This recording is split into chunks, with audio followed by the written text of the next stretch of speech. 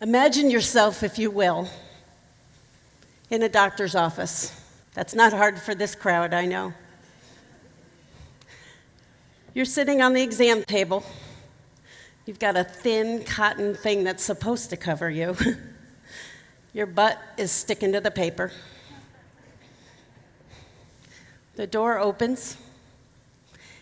In walks a woman. I was expecting a man. Turns out she's the nurse practitioner of the rheumatologist that I was visiting that day. And she walks over to the sink and she sets down some papers and she picks up what I assume is my folder. She looks down, she shakes her head. To this day, to this moment, I don't know if she meant to shake her head no, but she did. And she looked up at me and she said, "I'm sorry." Her first words in the room, "I'm sorry. You have scleroderma. You have between 12 and 18 months to live. I suggest you get your affairs in order." I don't think I'm the only person in this room who's had that told to them. Has anyone else? Couple hands. See how wrong they are? Right on. Right on. That was 2005. They were way wrong in my case. And they're wrong in yours, and yours, and yours. I remember sitting there on the table, the exam table, trying to look graceful. Why I need to look graceful in front of a nurse practitioner is beyond me, but I'm trying to look graceful, and I'm trying to process what this woman just told me. 12 to 18 months, 12 to 18 months. I just got married. I just got married. For the third time, it is the charm. The final time. I tell him he's my current husband. He's in the back with our book back there.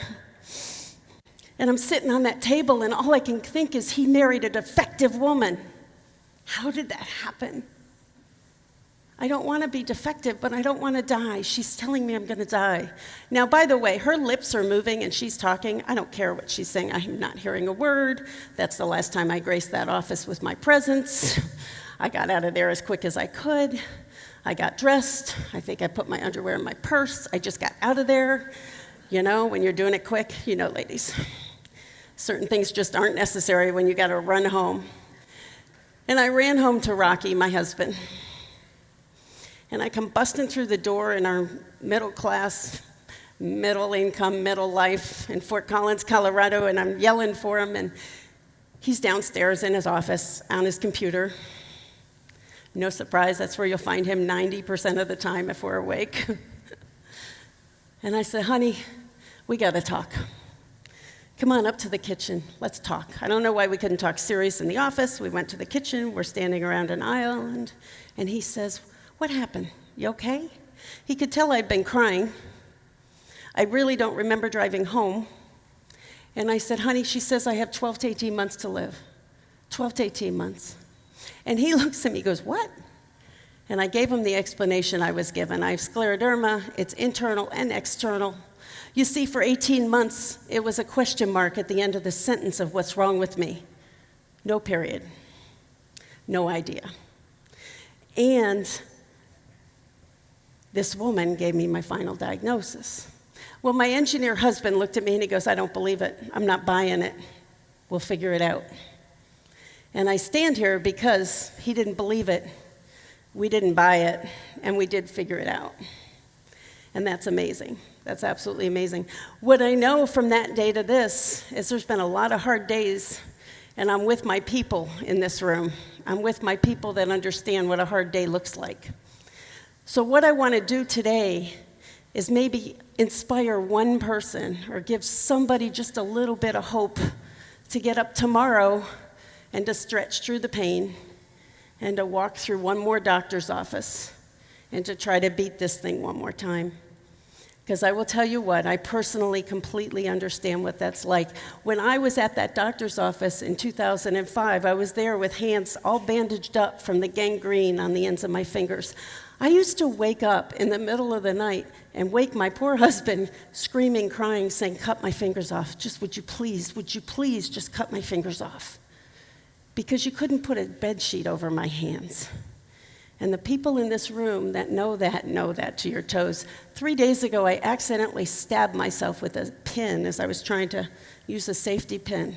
Most normal people, it's no big deal. For us, I think I've looked at this finger probably 100 times since then to make sure nothing's forming.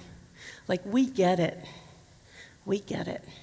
Well, I've used 10 principles to go from there to here, to get from that space in my life in 2005 to standing up in front of you in 2019. But I would be horribly remiss if I didn't acknowledge the Scleroderma Foundation, everything the foundation does, this amazing conference they put on. I would like to ask if you've had anything to do with this conference, if you would stand up so we can give you a round of applause. Do we have any conference attend? Perfect, thank you. Thank you, thank you. Courage is the foundation for all the principles I'm going to talk about today, because without that gut level courage, nothing can happen for me. What I discovered without knowing it, especially prior to getting scleroderma, or discovering I had scleroderma, I used to be a pretty negative Nancy. I wasn't like half full, half empty. I was like, forget the glass, it's not nice enough, you know. I was kind of a person who didn't look at life as half full. And I got diagnosed with scleroderma, and I took to the couch. And I don't know if anybody else has taken to the couch, but I laid on that couch for 3 months, doing very, very little except feeling sorry for myself and licking my wounds that I had to be struck with this horrific disease. And there's no way to describe scleroderma other than a horrific disease. I heard a doctor yesterday say, we've gone back to the Stone Age. We're stone people. This is insane. We have got to find a cure. We have got to. But while laying on that couch, I had an experience of what I call my 2 a.m. voice. Now, my 2 a.m. voice was explained to me by my friend Chris, who said to me, Betsy, you talk to yourself worse than any other human being would ever talk to you. I don't know if anybody in this room does this, but I would be a person who would trip on the sidewalk and call myself a name for doing it. Oh, Betsy, you're so clumsy, or you know, your shoes, or you're fat, or, I mean, just horrible things I could say to myself. I won't even repeat them from the front of the room. That's how horrible they could be. And Chris said, nobody else talks to you like that. People love you. When are you going to tell that voice to shut up? And I thought, oh my gosh, maybe it's time. Laying on that couch, I made a commitment to tell that 2 a.m. voice to shut up and sit in the corner. I didn't need it anymore. It didn't need to be part of my story moving forward. It had been a large part, and very active in my life up to that point. I decided on that couch that I had 2 options. I could give up, or I could get up. I could get up, lay on that couch, and wait to die, because that's what that lady said was going to happen. Or I could get up, and I had one thought in my brain that said, if I get up off this couch, I'm going to do something. I'm going to do something with my life that I didn't even know I was supposed to be doing with my life. And I got up off that couch. I ask you to do a moment of reflection of, are you your own best friend? Are you getting up? Or are you ready to give up? I think everybody here is ready to get up. But the next principle that I talk to is passion. And I talk to passion because once I made a decision to get up off that couch, I had to find something to go do. And like most of you in this room, I was very limited, especially at that time. My hands didn't work, my fingers barely bent. I couldn't walk from here to the back of the room without stopping a number of times to get there because of the shortness of breath. I was not in good shape. So I had to find a passion. I had to find something that I resonated to. And for me, I had a 14-year-old daughter at home. Does anybody have a 14-year-old daughter at home? They're delightful, aren't they? I told her I was going to talk about her today. I was like, Vicki, Mommy's going to talk about you. And what I know is I was telling that 14-year-old daughter, you got to go from high school straight to college. You see, I didn't. I went from high school to the bar business, and I had a good time, which is why I stopped drinking at 20 and haven't drank since. But I wanted my daughter to take a different route. I was very scenic. I wanted her to go more right down the line. So I'm like, go to high school, go to college. And I'm sitting there without a college degree. So I found a passion that I wanted to show my daughter that a college degree mattered. And from the couch, I made the decision to go after a college degree. Well, as luck would have it, and by seconds and inches in my life, it turns out a friend of mine was the disability director at a local community college in the town I live in. I called her. I said, "Can you help me get in college?" She said, "Of course I can." I said, "Can I do it from my couch?" She said, "Mostly. In this day and age, you bet." And in 2006, I went back to school. In 2008, I graduated with a 2-year degree from that couch. From that couch. Thank you. The passion that drove me was to prove something to my kid. But then I remember a conversation with my husband, and I said, "Rock, if I go to college now, I'm going to be 45 when I graduate." He said one of the most profound things to me that day. He said, "Baby, you're going to be 45 anyway. Do you want a degree or not?" What have you been postponing? Because you're too old or too young, too sore, too sick? What are you postponing? And then who can cross your path to let you not postpone it any further? I had no idea the woman that was a friend was in charge of disability services. I just put it out in the universe and it shows up, and that's a beautiful, beautiful thing. Well, courage and passion both get me from off the couch moving forward. Let's see if this is going to work. I'm really nervous on my computer here. But persistence is a jet fuel. I need that jet fuel to get me. Courage can be great, and feeling real passionate about something can be great, but I got to have the jet fuel to move forward. I had to move forward even when it hurt. I had to move forward even when my heart was so heavy, even when I really, really didn't think that I could move forward. This is my favorite part in our time together because I get to tell you something that's so cool. In 2009, I got fired from my mouth. It's hard to imagine. I'm sure you've only met me for a few minutes. It's not a big surprise. And I had been working part-time and working for different companies, and I finally, in 2009, somebody said, "Here's the door, you're driving us nuts, go." In the beginning of 2010, I got a message on Facebook that menu labeling was coming for restaurants. What menu labeling is it's the calories you see on menus. You guys seen those? They now tell you if you're going to drink a Starbucks coffee, it's 800,000 calories, have at it. You know, sorry, that's us. And I got the message on Facebook, and I said something to my husband on a Tuesday night. I am at this point in my scleroderma journey. I've been through methotrexate. My fingers are starting to work. I've got a college degree. I'm in sales. I can sell water to a drowning man, except for that one company. They didn't want my help anymore. And I turned to my husband and I say, "Menu labeling's coming for restaurants. What should we do?" He's like, "I have no idea what it is." I said, "That's okay, me neither." So on a Tuesday night in 30 minutes, we both flip open our laptops. He looks it up. I look it up. Half an hour later, he says to me, "Honey, I can build it." I said, "Honey, I can sell it." And we started a company called MenuTrinfo. It stands for Menu Nutrition Information, all mashed up. One of the things we did was we started going to market helping restaurants, brands, chains, the happiest place on earth, Amtrak, Marriott, handle putting calories on all their menus. It was way, way cool to be setting out to do that. My persistence of getting up off that couch, I never sat on that couch and said, "I'm going to change the way America eats. I'm going to go be a subject matter expert on menu labeling," but I am. I absolutely am, because I got off the couch. And one of the things that the passion and the persistence has shown for me is that I truly, truly can do anything if I just keep putting one foot in front of another, no matter how much it hurts. And I do not for a second I don't want to say it's not hard to do when you're living with scleroderma, but I will promise you I stand here as an example of anything is possible if you're living with scleroderma. It is possible. Some of our clients today, I named a few just to let you know, from Marriott to Amtrak to all of it. It's pretty amazing as you venture home safely, I hope, from this conference, and you drive up and down the main drags of the USA, whatever towns you're heading in, you are passing our clients, all of our clients. It's amazing to me what I get to do. How could you use more persistence in your life to go from where you are today to where you want to be?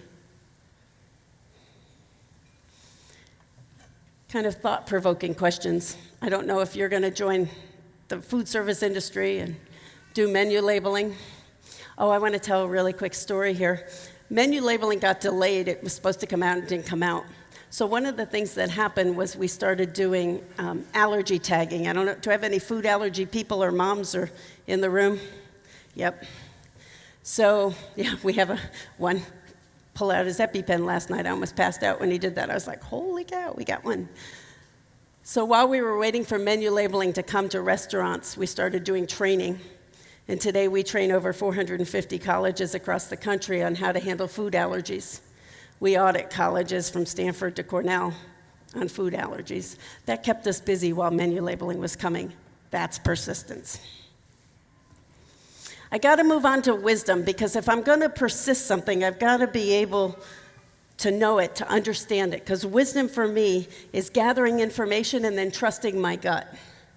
And that wisdom happens for me on two different levels, one medically and one it happens professionally. So I'll tell you a story. In 2010, just after we started our company, I started to wiggle my way into being the subject matter expert on menu labeling in the US. And I am. I didn't set out to do it, but I am. Somebody called and said, would you come to Chicago and talk about this? So I came to a hotel about 7 blocks from where I'm standing right now, talk full circle. And I stood in the front of the room of about 450 people, and I talked about menu labeling, and it was in front of all C-level executives. Every brand you can imagine was at that table, those tables. And there were round tables set up much like this, and there was a group of 4 men sitting right in front of me.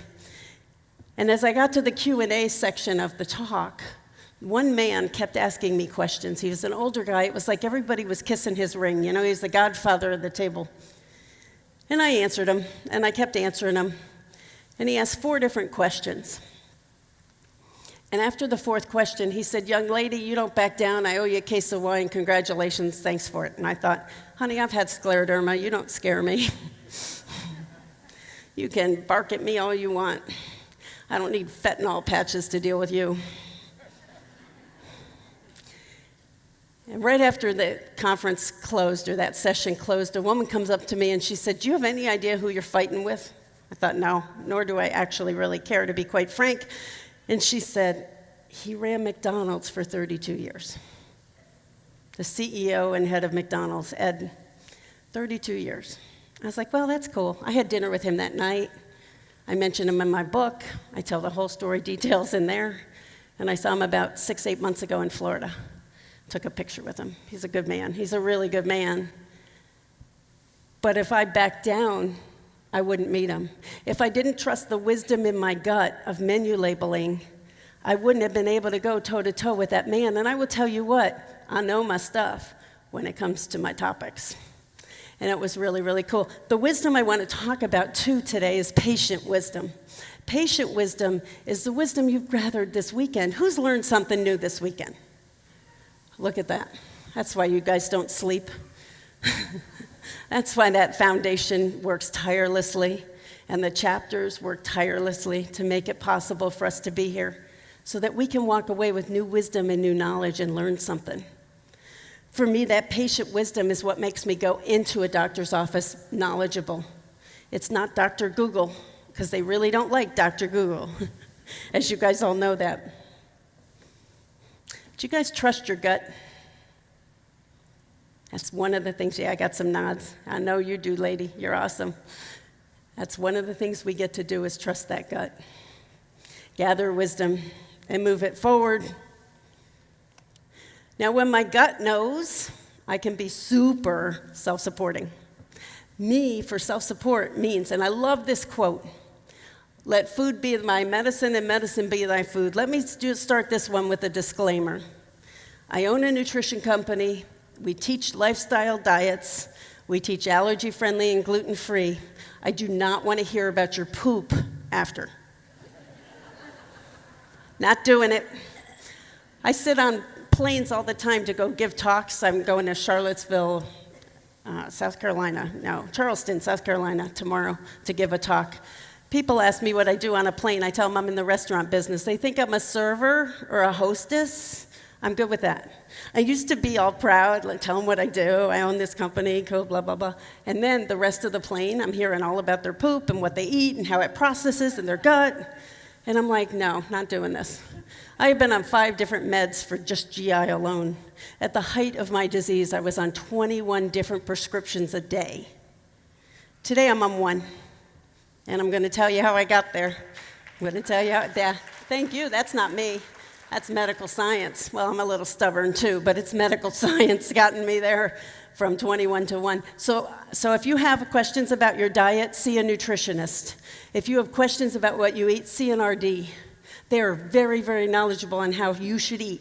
I can tell Courtyard Marriott how to change their meals to make it better for you, but I can't tell you what to eat. So just to be a little disclaimer there.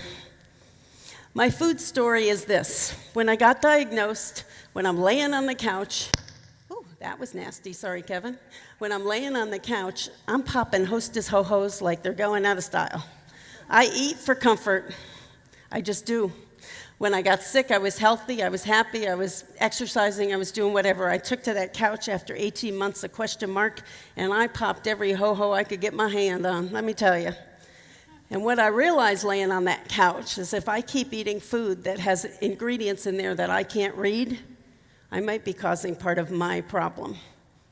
Everybody gets to make their own decision as to how to eat. I'm putting no judgment on anybody in this room. I'm just telling you, I went to a space where if I couldn't read the label, I wouldn't eat the food. There are no labels on lettuce. There's no labels on real meat. There's no labels on fruit. I started to go that path, and I dumped the ho-hos. I really did. I would love to say that in 2019 that's still the case, but that's not true. So if you see me at Midway, you might see me with a ho-ho in my hand just to let the stress out after this talk. As I said, I talk a lot across the country, but not to my people like you guys are my people. But I couldn't do anything but try to carry a message of hope with you because I am a miracle standing here. So my food stories, if I can't read it, I don't eat it. It's that simple. I also do a lot of self-support. I start every day with meditation. If you had been in the stall next to me in the bathroom about 20 minutes before I talked, you would have seen me on my knees praying. I have support that comes from all different areas of my life. I'm an absolutely perfect, imperfect human being, but I got to get source and self-support outside. If all I depended on was my amazing caregiver, he would be dead from the pressure. Are we not blessed for our caregivers, folks? How about a round for our caregivers? So what I know is that without my husband being by my side, I would be dead. I say that all the time. But if I gave him the pressure of everything I needed, I would kill him. Thank you for Facebook. Thank you for the Facebook groups. Thank you for the LinkedIn groups. Thank you for the people that run them. Without that source, I need that to gather so I can help myself up, so I can keep fighting this disease. And now one of the things I would like to do in self-support for me was I'd like to give a couple books away, Rock, if you could grab a couple. Thanks. In order to support my mission, which for me was to share with others my path and my journey, I had to write it down. There's so many details and so many pieces and so many parts to it. I had to write it down. There's absolutely no way I can hand everybody in this room a book, nor did we carry that many. We carried a few, but I would like to know if anybody in the room has a birthday today. For me, the book and sharing my knowledge is supporting my journey and supporting how I got from there to here. Self-support's great, but you know what? There are absolutely times we got to ask for help, you guys. Y'all know it. I had a while there where I couldn't do my own pants. I couldn't cut a bagel. I couldn't open a coffee cup. You know, my scleroderma got so bad on my face for a while, I used to wake up with blood dripping down between my ears and my face because everything was pulling back. You know. Anybody else? Yeah, seeing some nods. To have your face bleed between where your ears connect to your face because of a disease that turns you hard cannot be acceptable anymore. We need to change this. That's what Scleroderma Foundation is for. It's what we're doing. but without help to say to my husband, you got to take me to yet one more doctor, you got to get one more prescription, you got to help me. I'm now up to 21 meds. You got to help me figure this out. It was amazing to have the kind of support that I do have.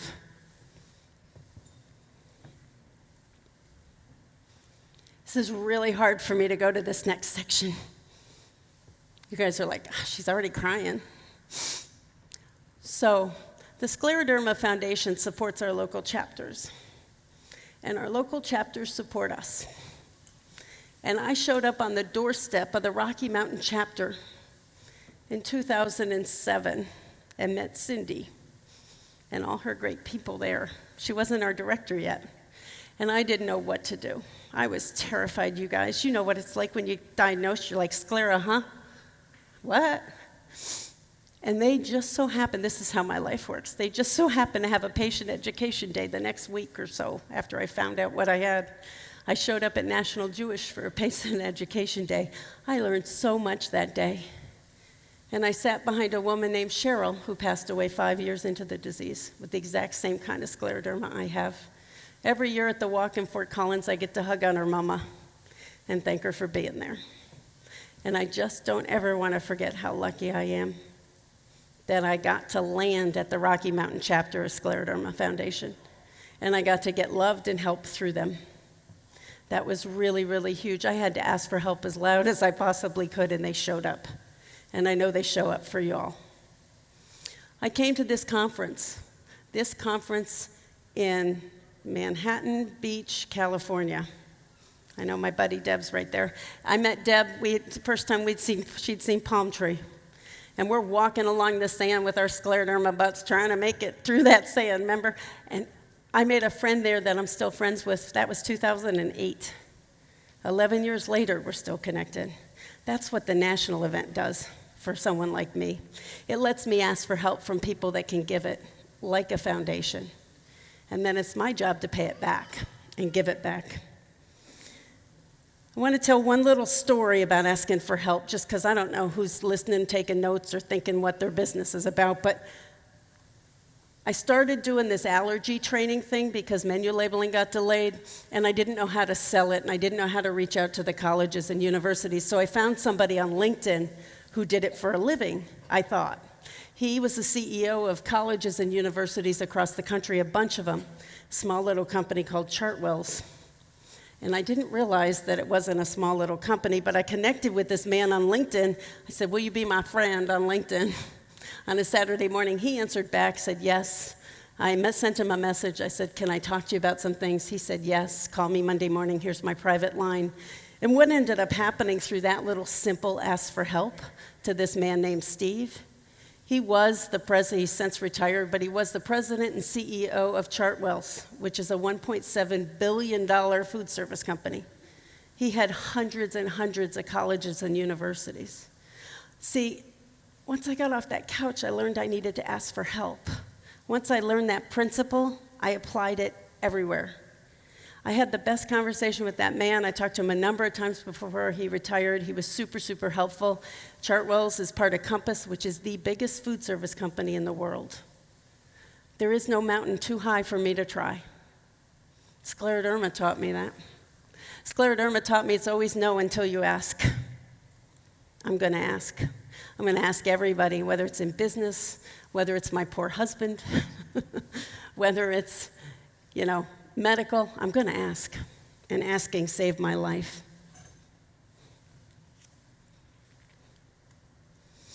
When I talked to that guy, Steve, on the phone, he said, are you in your house? We started the business in our basement. We empty nested. That 14-year-old grew up, graduated high school. So we put a business in her old bedroom. And I said, well, yes, Steve, I am in my house. And he said to me, you know what? I have a lot of respect for you trying to do something I've never been able to do. I've always been too scared to do it on my own. Congratulations. This guy's running a $1.7 billion business when he's telling me this. And what I know, had I not been honest to him, he wouldn't have given me that response. I learned about honesty. I'll tell you where honesty played in my scleroderma. Can you believe I am a person who would go into a doctor and would want to lie to a doctor so they like me? I'm a little people pleaser. I don't know if there's any more in the room. I usually can feel them, but I'm a people pleaser. I go and see this rheumatologist over in Boulder, Colorado. And I walk in the office, and he says, he's doing the intake, and he's asking me all these different questions. And he's like, do you drink? No. Do you do recreational drugs? No, even though it's Colorado. Then he says, do you smoke cigarettes? And I got that gut. I was like, man, can he smell it on me? I want to tell him, no, I don't smoke cigarettes, but I was smoking like a chimney back then. And I turned to him and I said, I smoke about 2 packs of Marlboro Reds a day. And he says to me, I can't care more about your health than you do, hon. If you don't quit smoking, I can't help you. I was like, I'm calling AMA first thing tomorrow morning, turning this guy in. I was so mad. How dare he care? How dare he say that to me? I'm so grateful he said that to me. I started quitting smoking that day. Notice how I said that. It took me 4 different attempts to quit smoking. I haven't had a cigarette in 11 years. I still want one every single day, just to be clear. Every day I think about smoking. But it's a lesson in honesty for me. I was getting ready to come here to this conference, and I'm trying on outfits, so I asked my engineer, fashion designer husband, how's this one look? How about this one? And I'm like, honey, does this dress make me look fat? His answer is, nope, the Haagen-Dazs, honey. That's what's doing it. Okay. You know what? I don't mind honesty. I love honesty. Honesty lets me stand before you and tell you my truth. I don't have to worry about keeping any stories straight. I just get to tell you the truth. And because of honesty, I've got a great network of people in my life that know me, trust me, and believe everything that comes out of my mouth. And to me, that's where unity comes in. Unity comes in when I'm on the same team with everybody. I'm just going to talk about unity when it comes to medical unity, because everybody in this room has the same challenge that I have and have had when it comes to unity. Number one, I need all my doctors to know they're on the same team. I need them talking to each other. I need them being comfortable asking each other what drugs they're giving me and what treatments they want for me next. And I need them all, they not only need to be on the same team, they got to be playing the same game. So my job is to make a notebook. I make a notebook. Does anybody else have medical notebooks they keep and they schlep right on? It's a lifesaver, isn't it? Truly, it's a lifesaver. Just realized that. I didn't mean that way, but that's it. I got little sections, PFTs, blood tests, CTs, MRIs. I got little dividers in my notebook. And I take that to every brand new doctor. The other thing about unity for me, when I pick a new doctor, I need that doctor to get on board. I don't know about you, but I know that new doctor's got 15 minutes with me. And as somebody said yesterday in one of the sessions, they said, I'm complicated. We're all complicated, aren't we? So I have 15 minutes with a new doctor to get across everything I need to get across. So I do a 6 to 7 bullet list of Betsy Craig 2.0. From beginning to end, I get 6 or 7 bullets, that's it, because that's all that doctor has time for. And I better make each word on that page matter. And it's pretty amazing the results that have happened in doctor's appointments from being that concise. They are used to people like me going in there and going blah, blah, blah, blah, blah. And I want to tell you all the different things because I want them to know how I feel. The truth is they don't necessarily care. They want to heal me. And that gruffness of some of those doctors is why I'm still standing here with 1 med under my belt. And so far, that's all I took yesterday. That's all I'm planning on taking today. So 5, 6, 7 bullets max. And after that, they don't have time. So that's one of the things I do for unity. Do all of your docs know about each other? Are they all knowing they're playing the same game on the same team? It's pretty interesting when we look to see where we can unify the different medical professionals under the same umbrella, that's for sure. One of the things I want to talk about is integrity. Robert, you're in this picture. He's like, I am? Yeah, that's your arm around me, Robert, my bald head there. This is the walk from Denver. So for me, Integrity. Let's talk for a minute about what integrity is. So integrity is one of those big words. It's a spiritual principle for me, but it's one of those big words that's got many different pieces to it. I only want to talk about the part that's this defined. I'm going to read it because I don't want to mess it up. And it says, positive moral compass that does not waver. I call it unconditional service. I don't know what else to call it. It means for me saying yes.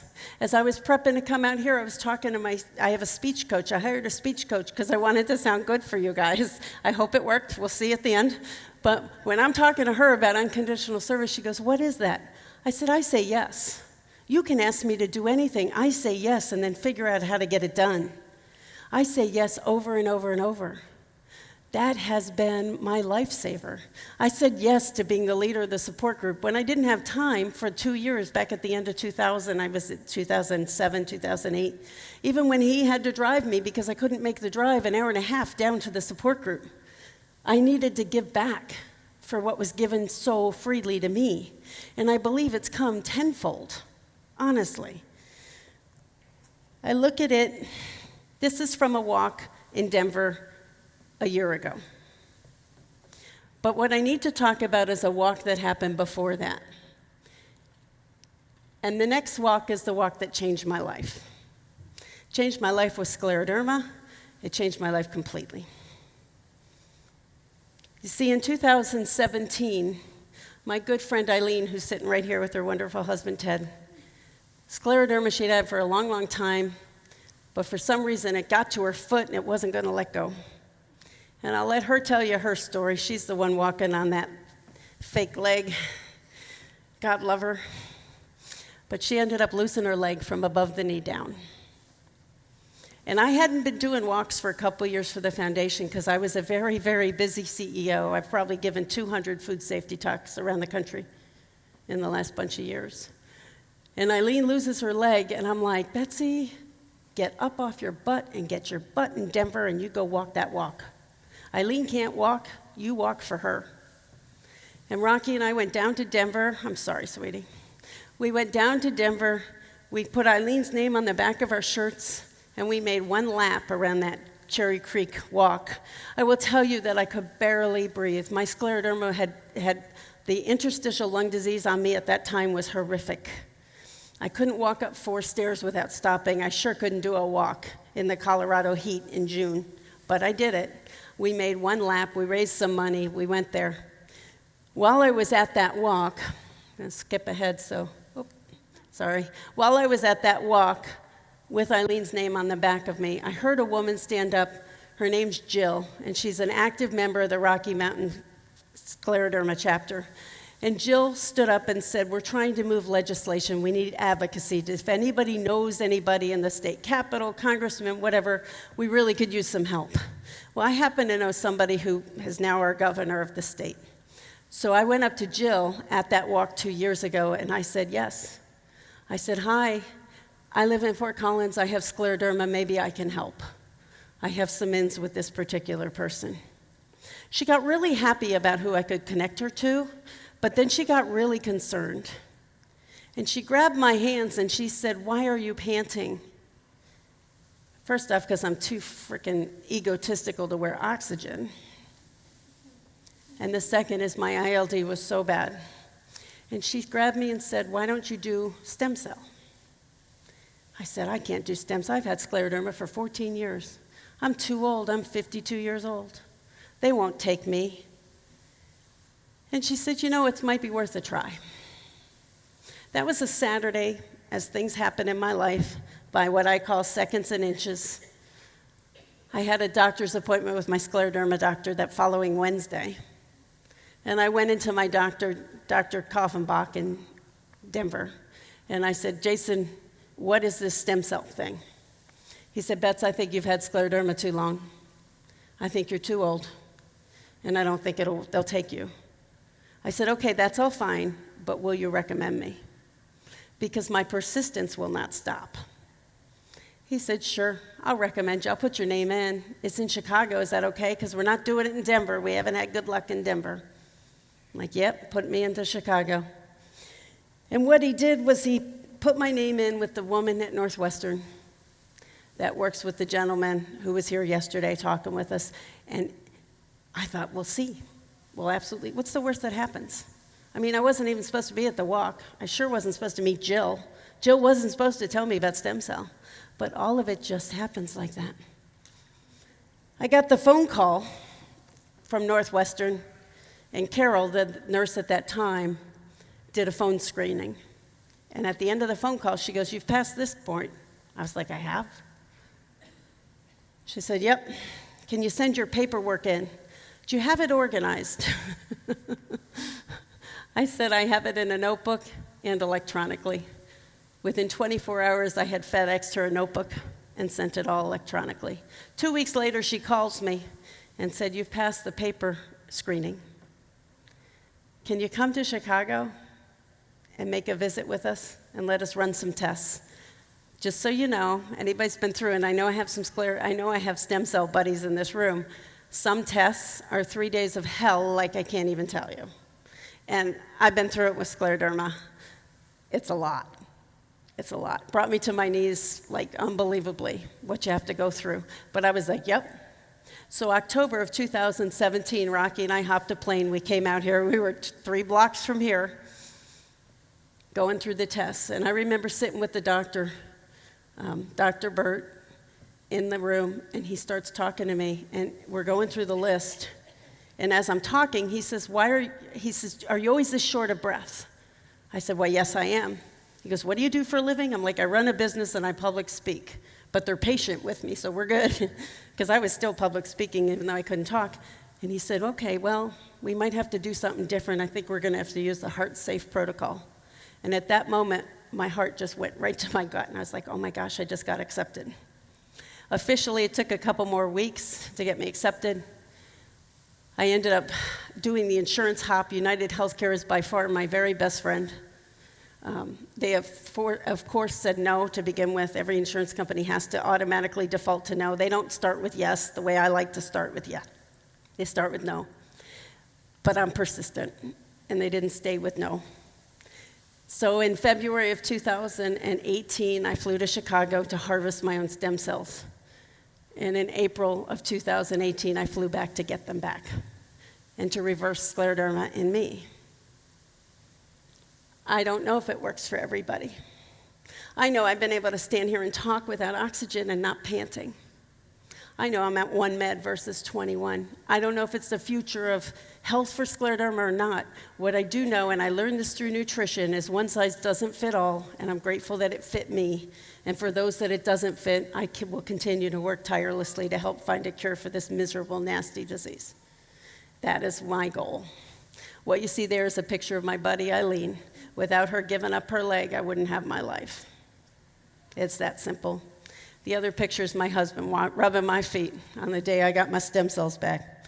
I don't think I need that card anymore, don't worry. And I just want to end with, you people are my breath. Without you, I would have no life. Without you, I certainly wouldn't have this one precious gift I have. I talk about my 14-year-old daughter wanting to watch. I wanted to watch her graduate high school. She's graduated high school, college. She went to Hopkins for grad school. She bought a home in downtown Baltimore. And the picture in the top left of your screen is last Sunday at my daughter's bridal shower. She's getting married. And I'm going to be there. The next picture is me and my partner in crime going ahead and hiking up in the Rocky Mountains, which is what we live near. I love hiking. I love walking. To me, I'm so grateful I didn't have to give that up. The middle picture you see with the stairs is right here in Chicago. For the 17 days I stayed at Northwestern, I looked down at a museum. And I kept going, what's that museum? What's that museum? It's really weird. What's that museum? And when we got out of the hospital, when they finally let me out of the hospital after stem cell, I told my husband, let's go to that museum. That's the stairs to walk into that museum. I walked up every single one of those stairs without stopping, got to the top. He grabbed my hands. He goes, do you know what you just did? I was like, nope. There are 32 stairs, folks. I went yesterday and counted. That's cool. That's way cool.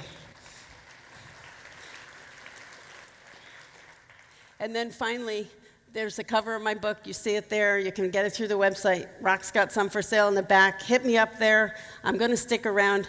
I live my life today beyond my wildest dreams. I get to do stuff today beyond my wildest dreams. I played golf for the first time in 14 years this last summer. I haven't been able to play golf since I got scleroderma. I haven't been able to whistle. I haven't been able to hold a fork. I haven't been able to, not worry about blood dripping down my face. Today, none of that is my issue. Now my issue is, how can I help you? Thank you.